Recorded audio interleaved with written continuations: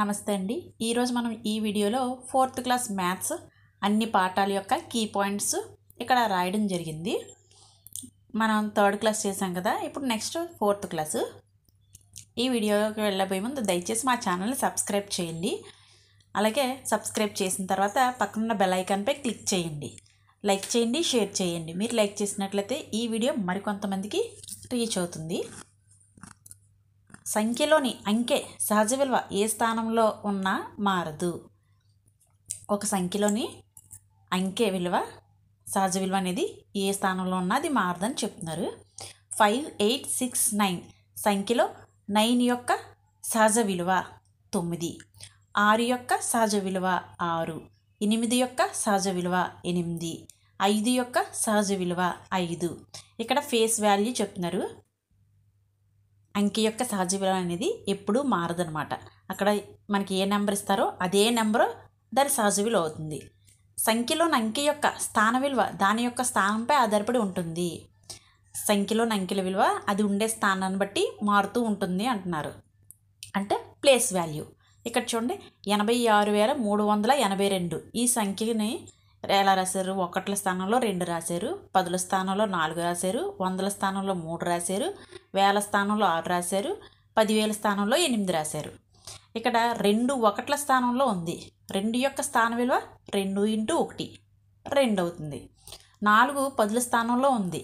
4 యొక్క స్థాన విలువ 4 × 10 40. నెక్స్ట్ 3 100ల స్థానంలో ఉంది. దాని స్థాన విలువ 3 యొక్క స్థాన విలువ 3 × 100 300. 6 వేల స్థానంలో ఉంది. కావున 6 యొక్క స్థాన విలువ 6000 6 × 1000 6000. 8 10,000 స్థానంలో ఉంది. కావున 8 యొక్క స్థాన విలువ 8 × 10,000 80,000. ఈ విధంగా ఒక్కొక్క స్థానం మారేటప్పటికి దాని విలువ అనేది మారుతూ ఉంటుంది. చూసారా, స్థాన విలువ అనేది మారుతూ ఉంటుంది. ప్లేస్ వాల్యూ అనేది అది ఉండే ప్లేస్ని బట్టి, ఆ సంఖ్య ఉండే ప్లేస్ని బట్టి మారుతుంది. ఫేస్ వాల్యూ అనేది ఆ విలువ ఏ స్థానంలో ఉన్నా దాని ఆ విలువ అనేది మారదు. సంఖ్యలో కుడి నుండి ఎడమకు వెళ్ళిన కొద్దీ దాని యొక్క స్థాన విలువ ప్రస్తుత స్థాన విలువ కన్నా 10 రెట్లు పెరుగుతుంది.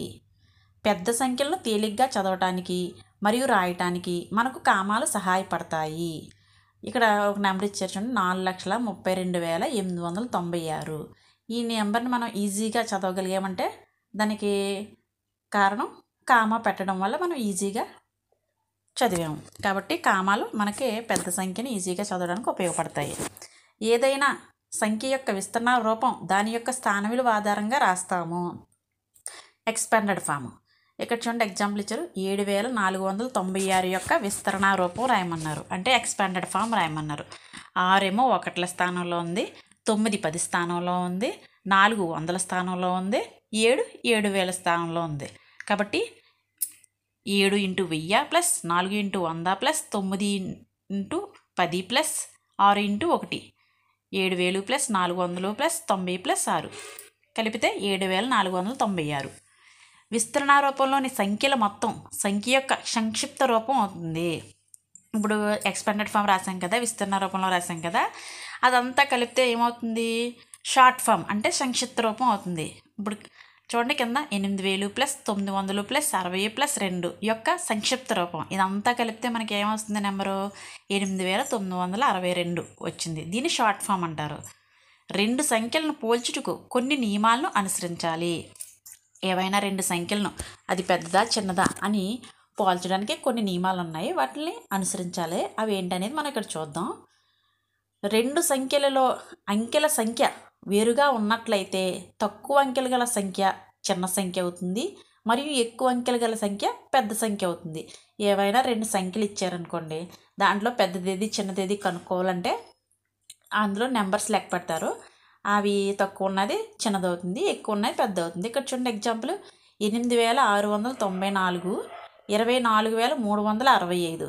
8,694లో 4 సంఖ్యలు ఉన్నాయి. 24,365లో 5 సంఖ్యలు ఉన్నాయి. కాబట్టి 24,365 అనేది పెద్ద సంఖ్య అవుతుంది. 8,694 కంటే 24,365 పెద్దది. కాబట్టి 24,365 కంటే 8694 చిన్నది కాబట్టి లెస్ దెన్ పెట్టాం. కింద చూడండి 24365 8694 8694 కంటే 24365 పెద్ద సంఖ్య కాబట్టి గ్రేటర్ దెన్ పెట్టాం. నెక్స్ట్ రెండో నియమము, రెండు సంఖ్యలలో అంకెల సంఖ్య సమానంగా ఉంటే ఎడమవైపు చివరి అంకెలను పోల్చాలి. ఎడమవైపు చివరి అంకె ఏ సంఖ్యలో పెద్దదైతే అది పెద్దది, రెండవ సంఖ్య చిన్నది. ఇప్పుడు మనకి ఏమన్నా రెండు సంఖ్యలు ఇచ్చారు, ఆ రెండు సంఖ్యల అంకెలు సమానంగా ఉన్నట్లయితే అప్పుడు ఏం చేయాలి? ఎడమవైపు ఫస్ట్ నెంబర్ ఉంది కదా, చివరి నెంబరు, అది పోల్చాలి. ఇక్కడ చూడండి 62,425 ఇచ్చారు, ఇక్కడ 76,392 ఇచ్చారు. ఇక్కడ మనకి సంఖ్యలు చూడండి, ఇటువైపు 5 సంఖ్యలు ఉన్నాయి, ఇటువైపు 5 సంఖ్యలు ఉన్నాయి కాబట్టి సమానంగా ఉంది. అప్పుడు ఏం చేయాలి? ఎడమ వైపు నుంచి మొదటి సంఖ్య చూసుకోవాలి. ఇక్కడ 6 ఉంది, ఇక్కడ 7 ఉంది కాబట్టి ఇక్కడ 7 అనేది పెద్ద సంఖ్య అవుతుంది 6 కంటే. కాబట్టి 76,392 కంటే 62,425 చిన్న సంఖ్య కాబట్టి లెస్ దెన్ పెట్టాం, 10,000 స్థానంలో ఉన్నాం. నెక్స్ట్ కింద చూడండి 76,392 62,425. ఇక్కడ 62,425 76,392 కంటే చిన్న సంఖ్య కాబట్టి ఇక్కడ మనం 62,425 కంటే 76,392 పెద్ద సంఖ్య కాబట్టి గ్రేటర్ దెన్ పెట్టాం. నెక్స్ట్ మూడవ నియమం, రెండు సంఖ్యలలో ఎడమ చివరి అంకెలు సమానంగా ఉంటే ఎడమ నుంచి రెండవ స్థానంలోని అంకెలను పోల్చాలి. ఇప్పుడు రెండు అంకెలు సమానంగా ఉన్నాయి, ఆ ఎడమవైపు మొదటి అంకె కూడా మనకి సమానంగా ఉంది. అప్పుడు ఏం చేస్తాము? రెండవ స్థానంలోని అంకెను పోల్చుకోవాలి. ఇక్కడ చూడండి 34,251 ఇచ్చారు, 36,879 ఇచ్చారు వేల స్థానంలో. అప్పుడు మనకి 4 పెద్ద, 6 పెద్ద, 6 పెద్దది కాబట్టి 36,379 కంటే 34,251 చిన్న సంఖ్య కాబట్టి లెస్ దెన్ పెట్టాం. కింద మరొక నియమం ఉంది చూడండి, 59,368 59,475. ఇక్కడ రెండో స్థానం కూడా ఈక్వల్గా ఉంది, మొదటి స్థానం 5 ఈక్వల్గా ఉంది, రెండో స్థానం 9 ఈక్వల్గా ఉంది. అప్పుడు నెక్స్ట్ స్థానంకి వెళ్ళాలి అంటే 3 4లో 4 పెద్దది కాబట్టి 59,475 పెద్దది. కింద చూడండి 23,572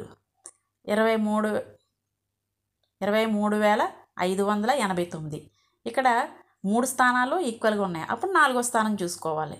అలాగే కింద చూడండి 95,683. అలా చివరి వరకు చూసుకొని మనకి చివరి స్థానం వరకు ఈ విధంగా మనం ఈక్వల్గా ఉన్న వాటిని వదిలేసి దాని తర్వాత నెంబర్ చూసుకొని ఏది పెద్దదైతే దానివైపు మనం పోల్చుకోవాలి. నెక్స్ట్ ఆరోహణ క్రమం, సంఖ్యలను అతి చిన్న సంఖ్య నుంచి అతిపెద్ద సంఖ్య వరకు రాయడమే ఆరోహణ క్రమం. ఆరోహణ క్రమం అంటే స్మాల్ టు బిగ్, చిన్న సంఖ్య నుండి పెద్ద సంఖ్య రాయడాన్ని ఆరోహణ క్రమం అంటారు. ఇక్కడ మనకి కింద ఉదాహరణలు ఇచ్చారు, 3,900, 15,295, 26,499, 54,000, 89,426. స్మాల్ నెంబర్ నుంచి బిగ్ నెంబర్ అలా రాసుకొని వెళ్ళాం. నెక్స్ట్ అవరోహణ క్రమం. అవరోహణ క్రమం అంటే పెద్ద సంఖ్య నుంచి చిన్న సంఖ్య రాయడము, బిగ్ టు స్మాల్.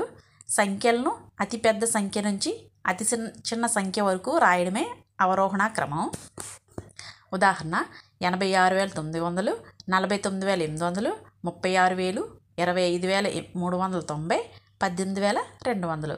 పెద్ద సంఖ్య నుంచి అలాగ చిన్న చిన్న సంఖ్యలు వరకు రాసుకుని వచ్చాం. ఒక అంకె గల సంఖ్యలు 1, 2, 3, 4, 5, 6, 7, 8, 9. ఒక అంకె చిన్న సంఖ్య 1, ఒక అంకె పెద్ద సంఖ్య అయితే 9. 2 అంకెలు గల సంఖ్యలు 10 నుంచి 99. 2 అంకెల చిన్న సంఖ్య అయితే 10, 2 అంకెల పెద్ద సంఖ్య అయితే 99. 3 అంకెలు గల సంఖ్యలు 100 నుండి 999. 3 అంకెలు గల పెద్ద సంఖ్యలు, 3 అంకెల చిన్న సంఖ్య అయితే 100, 3 అంకెల పెద్ద సంఖ్య అయితే 999. 4 అంకెలు గల సంఖ్యలు 1000 నుండి 9999 వరకు. 4 అంకెల చిన్న సంఖ్య అయితే 1000, 4 అంకెల పెద్ద సంఖ్య అయితే 9999. 5 అంకెలు గల సంఖ్యలు 10,000 నుండి 99,999. 5 అంకెల చిన్న సంఖ్య 10,000, 5 అంకెల పెద్ద సంఖ్య అయితే 99,999. నెక్స్ట్ ఒక సమ చూద్దాం. 3 అంకెల పెద్ద సంఖ్య మరియు చిన్న సంఖ్యల మొత్తం ఎంత అన్నాడు. ఇక్కడ 3 అంకెల పెద్ద సంఖ్య అయితే 999, చిన్న సంఖ్య అయితే 100. వాటి మొత్తం ఎంత అన్నాడు. 1099. రెండో సమ్ము 4 అంకెల పెద్ద సంఖ్య మరియు 3 అంకెల చిన్న సంఖ్య భేదం ఎంత అన్నాడు. ఇక్కడ భేదం అంటే తీసివేయాలి. 4 అంకెల పెద్ద సంఖ్య అయితే 9,999, 3 అంకెల చిన్న సంఖ్య అంటే 100, తీసేస్తే 9,899. 5, 4 అంకెలతో ఏర్పడే వీలైనన్ని 2 అంకెల సంఖ్యలు ఎన్ని రాయవచ్చు అన్నారు. ఇక్కడ 5, 4 అనే అంకెలు ఇచ్చారు. వాటితో మనం ఎన్ని సంఖ్యలు రాయవచ్చు అన్నారు. ఇక్కడ 2 సంఖ్యలు రాయగలము. 54, 45. 2 సంఖ్యలు మాత్రం రాయవచ్చు. 2 ఫ్యాక్టోరియల్ అంటే 2 × 1 2. నెక్స్ట్ ఎగ్జాంపుల్ 4, 7, 2 అంకెలతో ఏర్పడే వీలైనన్ని 3 అంకెల సంఖ్యలను ఎన్ని రాయవచ్చు అన్నారు. ఇక్కడ 3 అంకెలు ఇచ్చారు కదా, వాటితో ఎన్ని సంఖ్యలు రాయవచ్చు అన్నారు. 472, 427, 742, 724, 247, 274 ఇలాగ 6 సంఖ్యలు రాయవచ్చు తిరిగి మార్చి.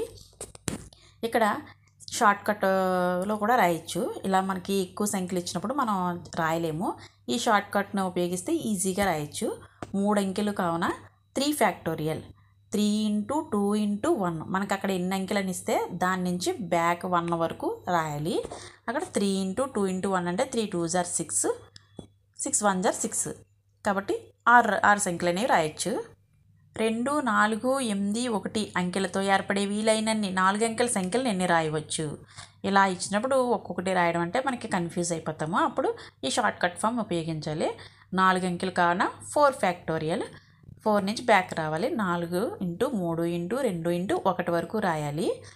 4 మూలు 12, 12 రెళ్ళు 24, 24 1 24. కాబట్టి 24 సంఖ్యలు అనేవి తయారు చేయవచ్చు. నెక్స్ట్ ఒక సంఖ్యకు తరువాత సంఖ్య రాయటానికి ఇవ్వబడిన సంఖ్యకు 1 కలపాలి. ఈ సంఖ్యగానే ఇవ్వబడిన సంఖ్య యొక్క తరువాత సంఖ్య అంటారు. ఇక్కడ సక్సెసర్ గురించి చెప్పారు. సక్సెసర్ అంటే ఒక సంఖ్య ఇస్తారు కదా, దాని తర్వాత నెంబర్ ఎంత అని అర్థము. ఒక సంఖ్యకు వెంటనే వచ్చే సంఖ్య దాని తర్వాత సంఖ్య అవుతుంది. ఉదాహరణ ఇక్కడ చూడండి, 25,630 యొక్క తర్వాత సంఖ్య అంత అన్నారు. 25,630కి 1 యాడ్ చేస్తే 25,631 వచ్చింది. ఇదే దాని తర్వాత సంఖ్య. దీన్నే సక్సెసర్ ఆఫ్ ద నంబర్ అంటారు. ఒక సంఖ్యకు ముందు సంఖ్యను వ్రాయటానికి ఇవ్వబడిన సంఖ్య నుండి 1 తీసివేయాలి. ఈ సంఖ్య ఇవ్వబడిన సంఖ్య యొక్క ముందు సంఖ్య అంటారు. దీని ప్రెడిసెసర్ గురించి చెప్తున్నారు. ఏదైనా ఒక సంఖ్య ఇస్తారు కదా, దాని నుంచి -1 చేస్తే దాని ముందు నెంబర్ వస్తుందని చెప్తున్నారు. ఒక సంఖ్యకు 1 తగ్గించి రాయిగా వచ్చే సంఖ్య దాని ముందు సంఖ్య అవుతుంది. ఎగ్జాంపుల్ చూడండి, 64,351 ఇచ్చారు. యొక్క ముందు సంఖ్య అన్నారు. 64,351లోంచి -1 చేస్తే 64,350, అదే దాని ముందు సంఖ్య అవుతుంది. ఒక సంఖ్య యొక్క ముందు సంఖ్య తరువాత సంఖ్యల యొక్క భేదం 2. ఏదైనా ఒక సంఖ్య ఇస్తారు కదా, దాని ముందు సంఖ్య దాని తరువాత సంఖ్య యొక్క భేదం అంటే వాటి మధ్య డిఫరెన్స్ 2 అని అన్నారు. ఇక్కడ ఒక ఎగ్జాంపుల్ రాసిన చూడండి, 5 యొక్క తర్వాత సంఖ్య అయితే 6 అవుతుంది. 5 యొక్క ముందు సంఖ్య ఎంత అవుతుంది, 4 అవుతుంది. ఆ రెండింటి మధ్య భేదం అంటే తీసివేస్తే ఎంత వస్తుంది, 2 వస్తుంది. కాబట్టి ముందు సంఖ్య తర్వాత సంఖ్య యొక్క భేదం 2 అవుతుంది. మానవుని శరీరంలోని రక్తం ప్రవహించే నాళాల పొడవు సుమారుగా 97,000 కిలోమీటర్లు. భారతదేశం యొక్క భూ సరిహద్దు 15,200 కిలోమీటర్లు.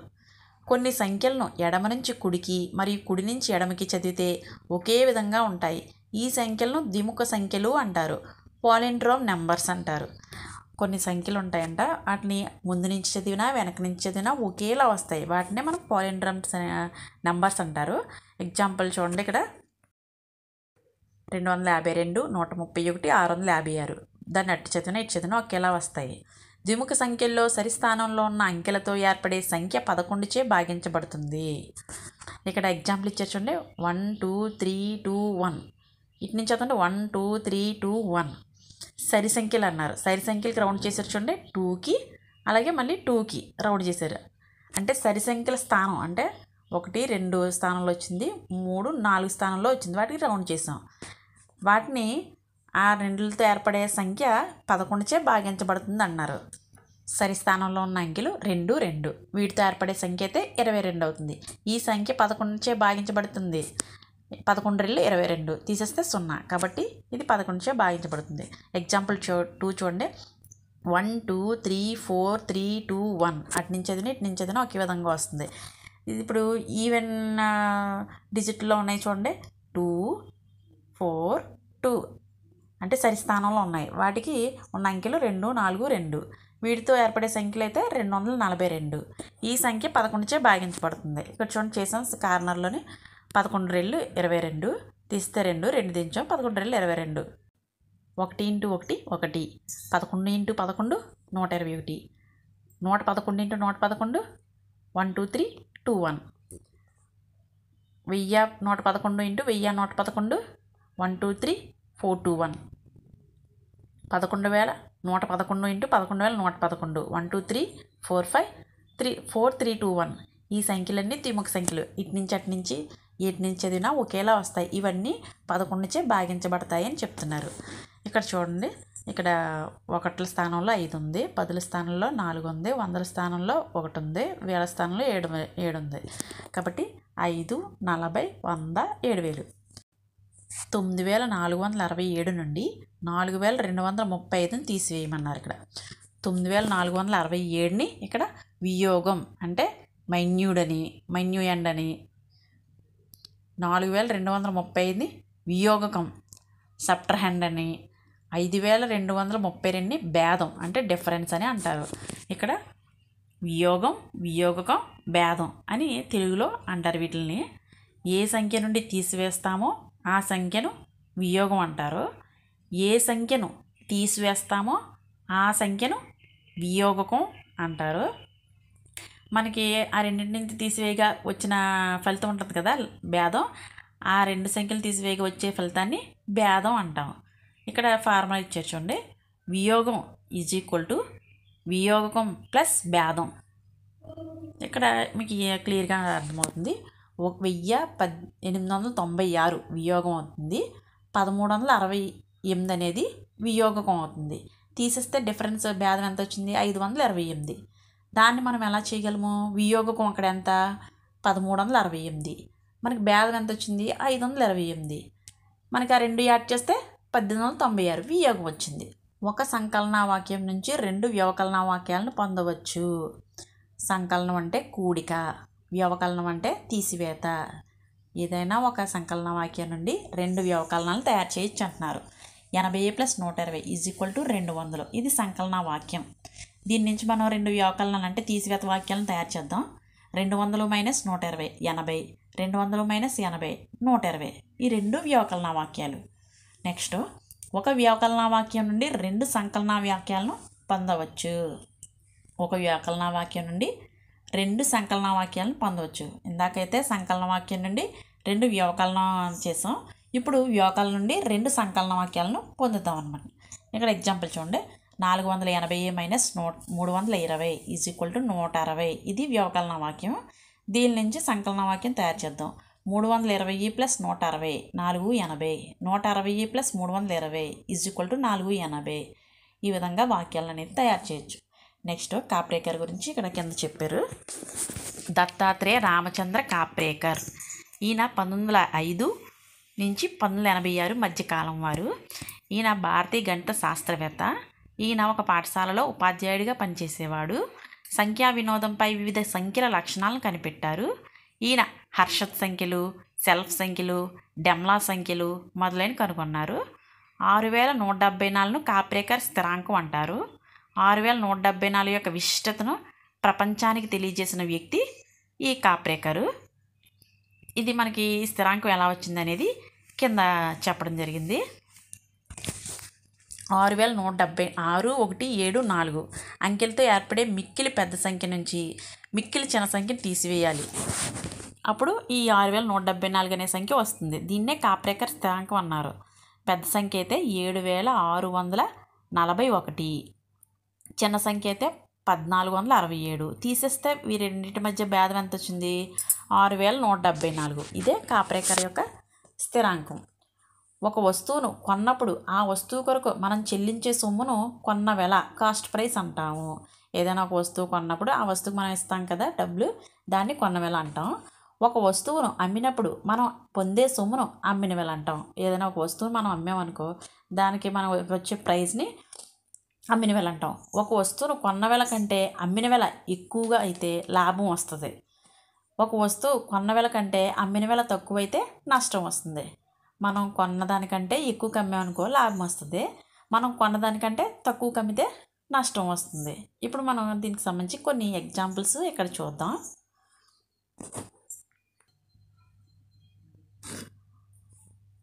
రంజిత్ ఒక బియ్యం బస్తాను 1540 కొని 1860కి అమ్మాడు.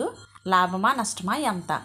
రంజిత్ అంట ఒక బియ్యం బస్తాను 1540 కొన్నాడంట, 1860కి అమ్మాడు. లాభం వచ్చిందా నష్టం వచ్చిందా ఎంత అని అడుగుతున్నాడు. ఇక్కడ కొన్న వేల వచ్చి 1540, అమ్మిన వేల వచ్చి 1860. మనకి ఇక్కడ కొన్న వేల కంటే అమ్మిన వేల ఎక్కువ ఉంది కాబట్టి మనకి ఏమొస్తుంది? లాభం వస్తుంది. కాబట్టి లాభం ఫార్ములా అమ్మిన వేల మైనస్ కొన్న వేల. అమ్మిన వేల వచ్చి 1860 మైనస్ కొన్న వేల వచ్చి 1540. తీసివేస్తే 320. రంజిత్కి 320 లాభం వచ్చింది. పద్మజ ఒక చీరను 7500 కొని రూపకు 5880కి ఆ చీరను అమ్మాను. పద్మజకు లాభం వస్తుందా నష్టం వస్తుందా ఎంత అన్నారు. ఈమె చీరను 7500 కొన్నదట, ఆ చీరను 5880కి అమ్మేసిందట. లాభం వచ్చిందా నష్టం వచ్చిందా అన్నారు. ఇక్కడ కొన్న వేల వచ్చి 7500, అమ్మిన వేల 5880. కొన్న వేల ఎక్కువగా ఉంది, అమ్మిన వేల తక్కువగా ఉంది కాబట్టి ఇక్కడ నష్టం వచ్చింది. నష్టం ఫార్ములా కొన్న వేల మైనస్ అమ్మిన వేల ఈజ్ ఈక్వల్ టు 7500 మైనస్ 5880. నష్టం 1620 రూపాయలు. ఆమెకి పద్మజకు నష్టం వచ్చింది. నెక్స్ట్ ఇక్కడ గుణకారం గురించి చెప్పారు. 65 × 2 130. ఇక్కడ 65 అంటే మల్టిప్లైండ్ అంటే గుణ్యం, 2 అంటే మల్టిప్లైస్ అంటే గుణకం. రిజల్ట్ 130 వచ్చింది కదా, దాన్ని లబ్ధం ప్రోడక్ట్ అంటారు. మనం 2ను 1, 2, 3, 4లతో గుణిస్తే ఫలితాలు ఏమొస్తాయి తెలుసా? 2, 4, 6, 8, 10గా వస్తాయి. ఇవన్నీ 2 యొక్క గుణిజాలు అవుతాయి.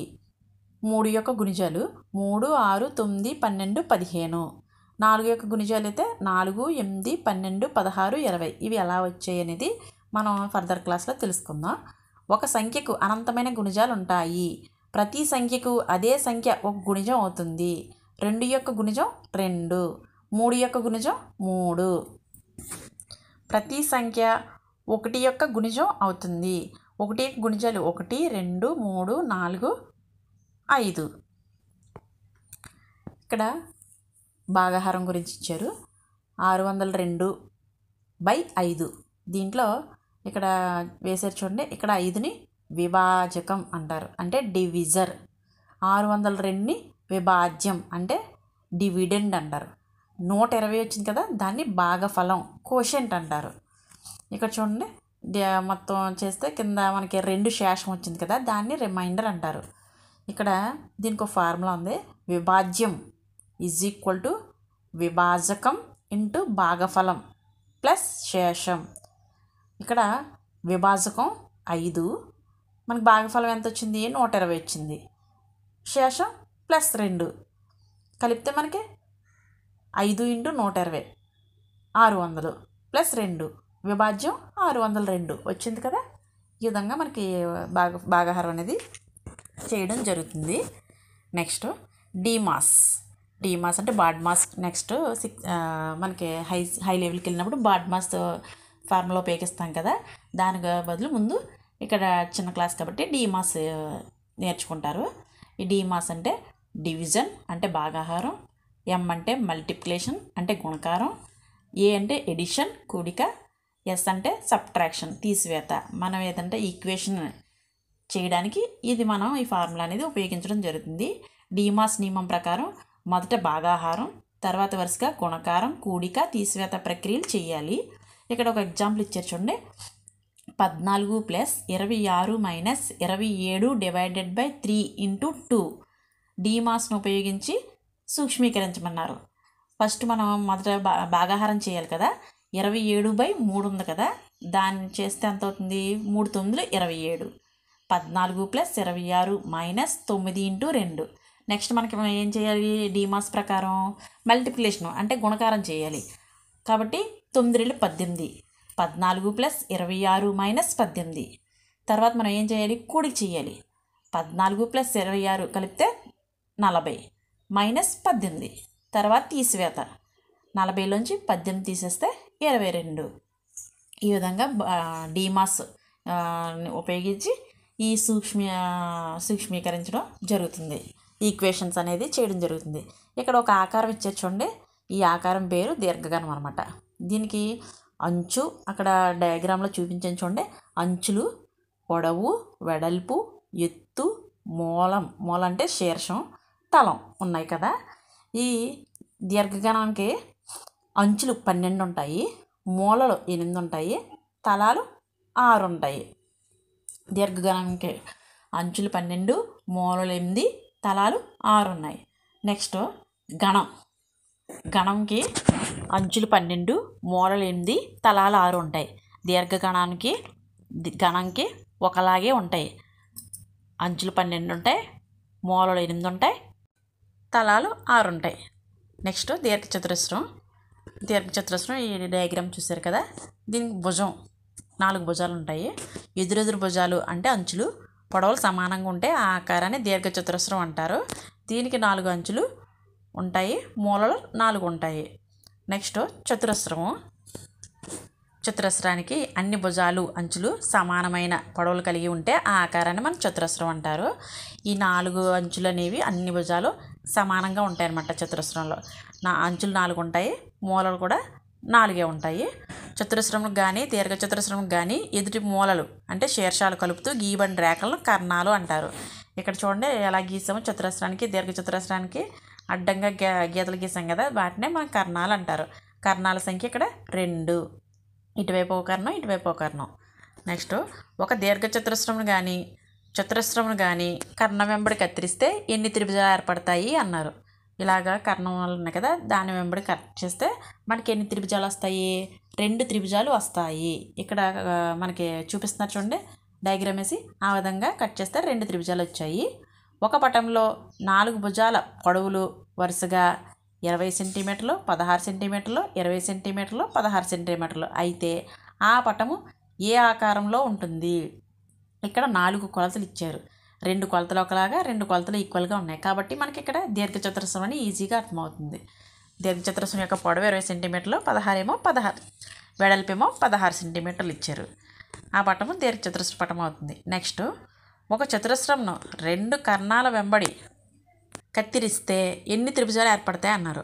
ఒక చతురస్రాన్ని 2 కర్ణాల వెంబడి అంటే అటుపక్క ఇటుపక్క మనం కత్తిరిస్తే ఎన్ని త్రిభుజాలు ఏర్పడతాయి? 4 త్రిభుజాలు ఏర్పడతాయి. మనం ఇందాక 2 త్రిభుజాలు అనుకున్నాం కదా, అదే ఇక్కడ 4 త్రిభుజాలు అంటున్నారు కదా. ఇందాక మనం చెప్పింది ఒకవైపే, కర్ణం ఒకవైపే, ఇక్కడ 2 కర్ణాల వైపు అని అన్నాం. కాబట్టి ఇక్కడ 4 త్రిభుజాలు అనేవి ఏర్పడతాయి. త్రిభుజం 3 భుజాలు అంచులు గల ఆకారాన్ని త్రిభుజం అంటారు. ఇక్కడ చూడండి 3 అంచులు ఉంటాయి, 3 శీర్షాలు ఉంటాయి, 3 కొలతలు ఉంటాయి. చుట్టుకొలత ఒక ఆకారం యొక్క అన్ని భుజాల పొడవు మొత్తం దాని చుట్టుకొలత అవుతుంది. చుట్టుకొలత అంటే ఏదైనా ఆకారం యొక్క చుట్టూ ఉండే కొలతనే చుట్టుకొలత అంటారు. ఉదాహరణ ఇక్కడ ఒక ఎగ్జాంపుల్ ఇచ్చారు చూడండి.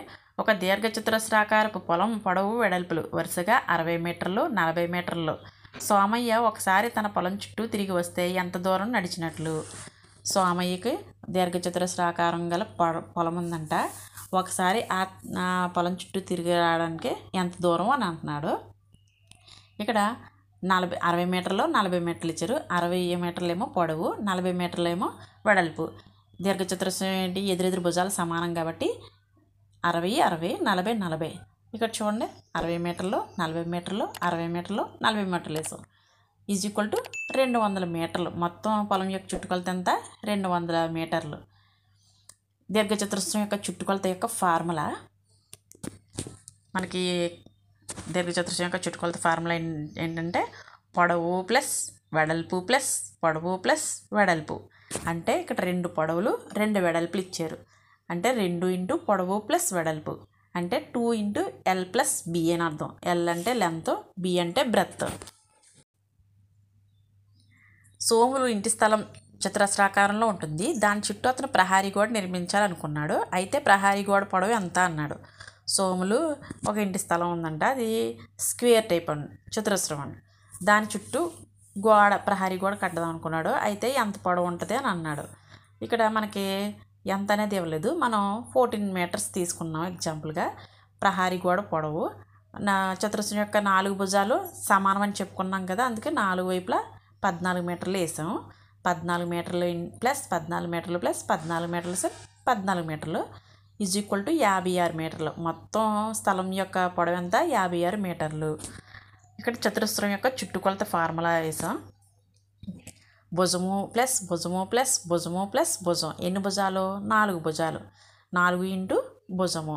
ఇది చతురస్రం చుట్టుకొలత యొక్క ఫార్ములా. 4 ఇంటూ భుజము. ఒక పార్కు త్రిభుజాకారంలో ఉంది.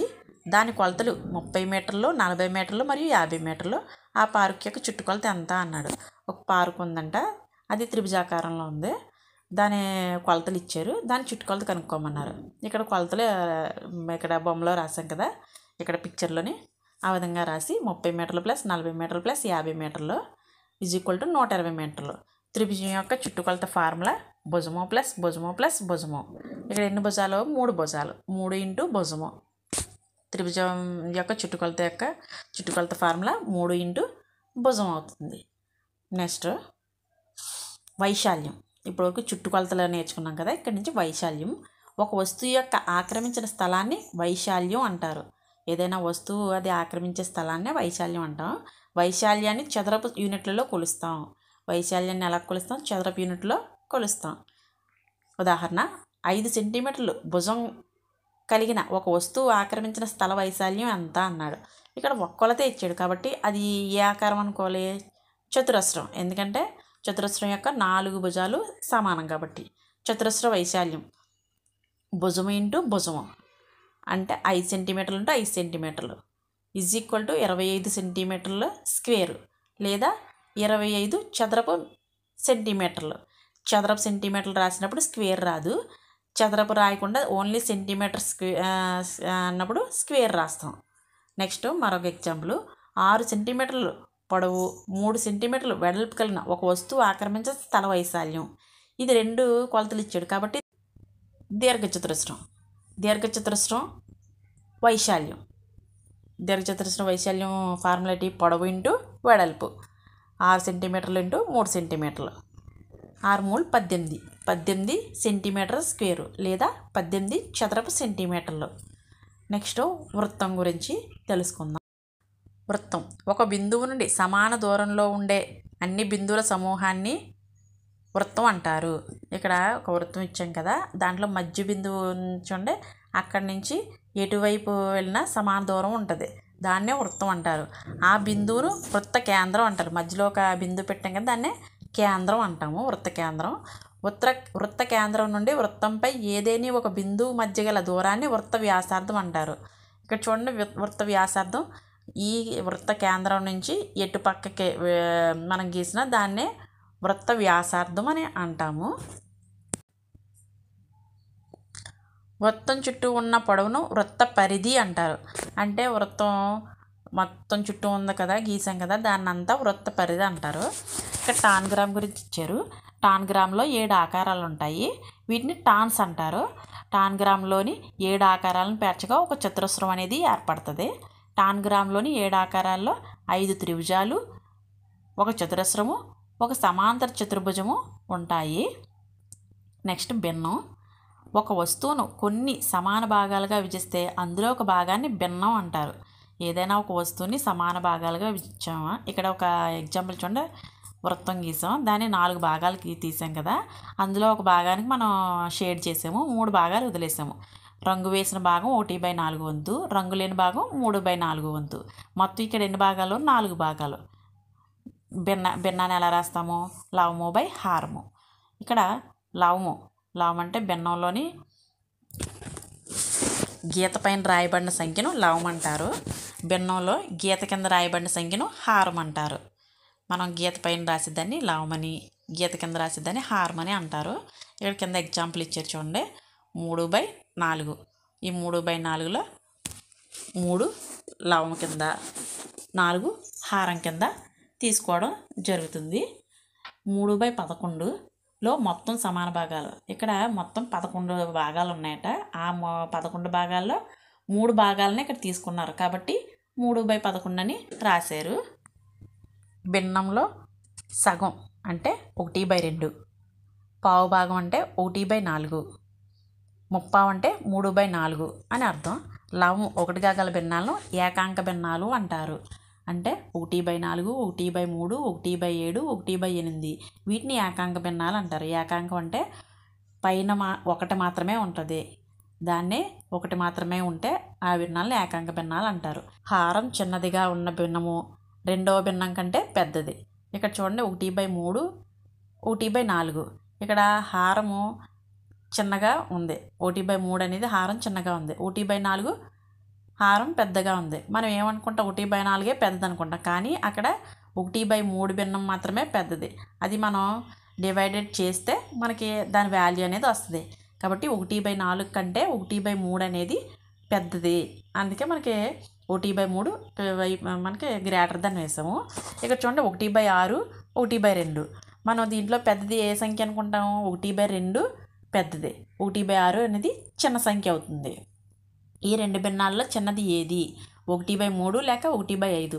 ఇక్కడ చూడండి మరొక 2 ఎగ్జాంపుల్స్ ఇచ్చారు. 1/3 చిన్నదా, 1/5 చిన్నదా? 1/5 చిన్నదే. 1/3 పెద్దదవుతుంది.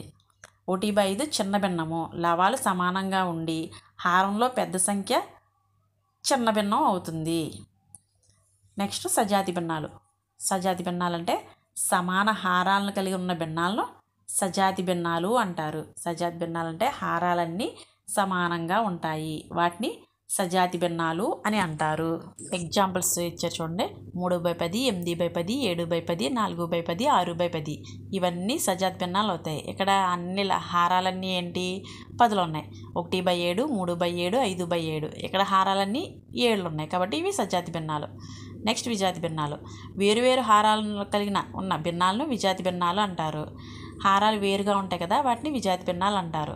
4/7, 5/9, 6/10, 7/5 వీటన్నిటిని విజాతి భిన్నాలు అంటారు. ఎందుకంటే ఇవి హారాలన్నీ వేరుగా ఉన్నాయి.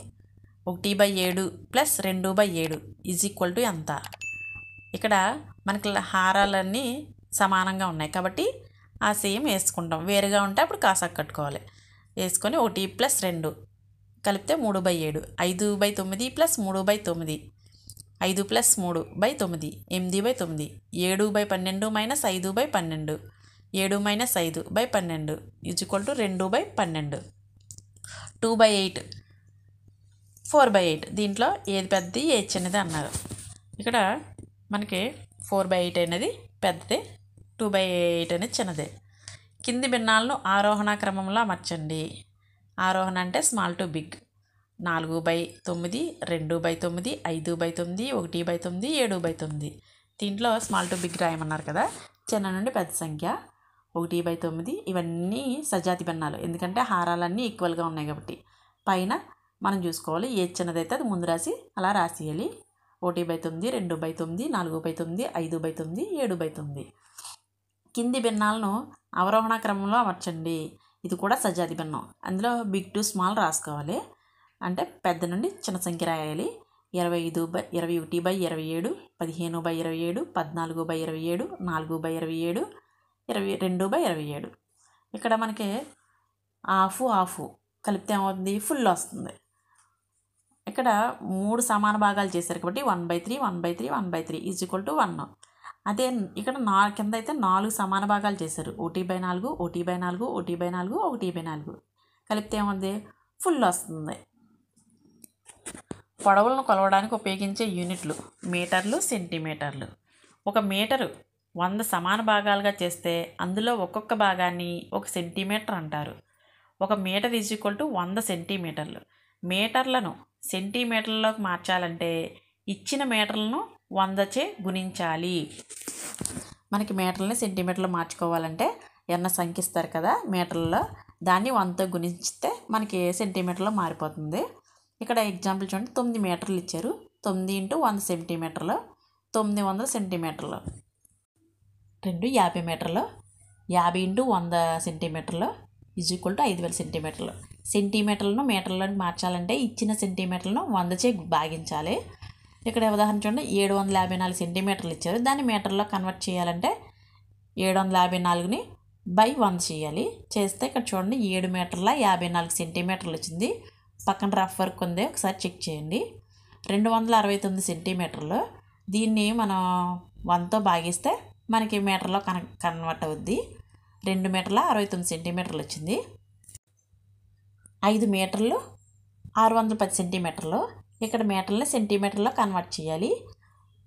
మీటర్లు సెంటీమీటర్లో కన్వర్ట్ చేయాలంటే 5 × 100 500 సెంటీమీటర్లు 610 సెంటీమీటర్లు. ఇక్కడ 610 సెంటీమీటర్ల కంటే 500 సెంటీమీటర్లు చిన్నది కాబట్టి లెస్ దెన్ అనే సింబల్ వేసాం. 1 మీటరు 50 సెంటీమీటర్లు 1250 సెంటీమీటర్లు. ఇక్కడ 1 మీటర్ని సెంటీమీటర్లో కన్వర్ట్ చేస్తే 1 × 100 + 50 150 సెంటీమీటర్లు. 1250 సెంటీమీటర్ల కంటే 150 సెంటీమీటర్లు చిన్నది కాబట్టి లెస్ దెన్ అనే సింబల్ని ఇక్కడ వేయడం జరిగింది. ఈ విధంగా మీటర్లని సెంటీమీటర్లో కన్వర్ట్ చేసినప్పుడు ఇంటూ 100 చేయాలి. ఇచ్చిన సంఖ్యకి ఇంటూ 100 చేస్తే అప్పుడు మీటర్ సెంటీమీటర్ కన్వర్ట్ అవుతుంది. బరువులను కొలవడానికి ఉపయోగించే యూనిట్లు ప్రమాణాలు: కిలోగ్రాములు, గ్రాములు. 1 కిలోగ్రామును 1000 సమాన భాగాలుగా చేస్తే అందులో ఒక్కొక్క భాగాన్ని గ్రాము అంటారు. 1 కిలోగ్రామ్ ఈజ్ ఈక్వల్ టు 1000 గ్రాములు. కిలోగ్రాములను గ్రాముల్లోకి మార్చాలంటే కిలోగ్రాముల సంఖ్యను 1000చే గుణించాలి. ఉదాహరణ 8 కిలోగ్రాములు అన్నారు, వాటిని గ్రాములో మార్చాలంటే 1000తో గుణించాలి. 8 × 1000 గ్రాములు 8000 గ్రాములు. గ్రాములను కిలోగ్రాములోకి మార్చాలంటే గ్రాముల సంఖ్యను 1000చే భాగించాలి. ఇలా భాగించినప్పుడు భాగఫలంను కిలోగ్రాముల్లో మరియు వచ్చే శేషం గ్రాముల్లో రాయాలి. ఉదాహరణ 2864 గ్రాములు. దీన్ని మనం కిలోగ్రాముల్లో రాయాలంటే ఏం చేయాలి? ఇక్కడ 1000చే భాగించాలి. 2864ని 1000తో భాగిస్తే పక్కన మనం రఫ్ వర్క్ చేసాం కదా, చూడండి ఆన్సర్ ఎంత వచ్చింది? 2 కిలోగ్రాముల 864 గ్రాములు వచ్చింది. 1 కిలోగ్రామ్ ఈజ్ ఈక్వల్ టు 1000 గ్రాములు. అర కిలోగ్రామ్ అంటే 1/2 500 గ్రాములు. 1/4 కిలోగ్రామ్ అంటే పావు 250 గ్రాములు. 3/4 కిలోగ్రామ్ అంటే ముప్పావు 3 పావులు 750 గ్రాములు. నెక్స్ట్ పరిమాణము. ద్రవాలను నీరు, పాలు, పెట్రోలు కొలవడానికి ఉపయోగించే యూనిట్లను ప్రమాణాలు: లీటర్లు, మిల్లీలీటర్లు. 1 లీటర్ ఈజ్ ఈక్వల్ టు 1000 మిల్లీలీటర్లు. లీటర్లను మిల్లీలీటర్లకు మార్చాలంటే లీటర్ల సంఖ్యను 1000తో గుణించాలి. ఉదాహరణ 12 లీటర్లు అన్నారు, దాన్ని మిల్లీలీటర్లో మార్చాలంటే 1000తో గుణించండి. 12 × 1000 12000 మిల్లీలీటర్లు. మిల్లీలీటర్లను లీటర్లోకి మార్చాలంటే మిల్లీలీటర్లను భాగాహారం చేయాలి, 1000తో భాగించాలి. ఇలా భాగించినప్పుడు భాగఫలం లీటర్లో మరియు వచ్చే శేషం మిల్లీలీటర్లో రాయాలి. ఉదాహరణ 6850 మిల్లీలీటర్లు లీటర్లోకి మార్చండి. 6850 డివైడెడ్ బై 1000 వేస్తే దానికి మనం రఫ్ వర్క్ చేసాం కదా, చూడండి 6 లీటర్ల 850 మిల్లీలీటర్లు వచ్చింది. 1 లీటర్ ఈజ్ ఈక్వల్ టు 1000 మిల్లీలీటర్లు. అర లీటర్ అంటే 500 మిల్లీలీటర్లు. పావు లీటర్ అంటే 1/4 200 మిల్లీలీటర్లు. ముప్పావు లీటర్ అంటే 3/4 మిల్లీలీటర్లు అంటే 750 మిల్లీలీటర్లు. 1 గంట ఈజ్ ఈక్వల్ టు 60 నిమిషాలు. 1 నిమిషం ఈజ్ ఈక్వల్ టు 60 సెకండ్లు. 1 గంట అంటే ఆ గంటలను 3600తో గుణించాలి. ఉదాహరణ ఇక్కడ 2 గంటలు ఇచ్చారు, దాన్ని సెకండ్లో మార్చాలంటే 2 × 3600 సెకండ్లు ఈజ్ ఈక్వల్ టు 7200 సెకండ్లు. 1 గంట ఇక్కడ మరో సమ్ ఇచ్చేసండి. 1 గంట 12 నిమిషాల 10 సెకండ్లను సెకండ్లోకి మార్చమన్నారు. ఇక్కడ 1 గంట అంటే ఎంత? 60 నిమిషాలు. 60 నిమిషాలు అంటే మనకి 3600 సెకండ్లు. 12 నిమిషాలు అంటే 12 × నిమిషానికి ఎన్ని సెకండ్లు 60, 720 సెకండ్లు. ఇక్కడ 10 సెకండ్లు అన్నారు కాబట్టి 10 సెకండ్లు వేస్తాం. మొత్తం టోటల్ చేస్తే 4330 సెకండ్లు వచ్చింది. రామయ్య తన పొలంలో ఉదయం 3 గంటల 45 నిమిషాలు, సాయంత్రం 3 గంటల 55 నిమిషాలు పనిచేశాడు. అయితే అతను పొలంలో పనిచేసిన మొత్తం సమయం ఎంత అన్నాడు. ఉదయం ఏమో 3:45 నిమిషాలు, సాయంత్రం ఏమో 3 గంటల 55 నిమిషాలు చేశాడు. మొత్తం ఎంత ఇక్కడ 100 నిమిషాలు, 45 + 55 చేస్తే 100 నిమిషాలు వచ్చింది. 3 + 3 అయితే 6 గంటలు వచ్చింది. మొత్తం అతను పనిచేసింది 6 గంటల 100 నిమిషాలు. దీన్ని మనం మార్చుదాము. 6 గంటలు ప్లస్ ఇక్కడ 100 నిమిషాలు అంటే 60 నిమిషాలు అంటే 1 గంట అని అర్థం కదా. 1 గంట 40 నిమిషాలు. ఈ 1 గంటని 6కి యాడ్ చేస్తే 7 గంటలు అవుతుంది. అతను మొత్తం పనిచేసిన గంటలు వచ్చి 7 గంటల 40 నిమిషాలు. ఒక సంవత్సరానికి 365 రోజులు ఉంటాయి. ఈ విధంగా మనం టెక్స్ట్ బుక్లోని ప్రతి పాయింట్ని వదలకుండా చదువుకోవాలి. అలా చదువుకుంటే గ్యారెంటీగా బిట్స్ వచ్చే ఛాన్స్ ఉంది. ఏదైనా పొరపాటుగా తప్పుగా చెప్పుంటే వాటిని కరెక్షన్ చేసుకోండి. మీకు గనక ఈ వీడియో నచ్చినట్లయితే please subscribe my channel MN Info. అలాగే లైక్ చేయండి, షేర్ చేయండి. మీరు లైక్ చేసి షేర్ చేసినట్లయితే ఈ వీడియో మరికొంతమందికి వెళ్తుంది. Thank you.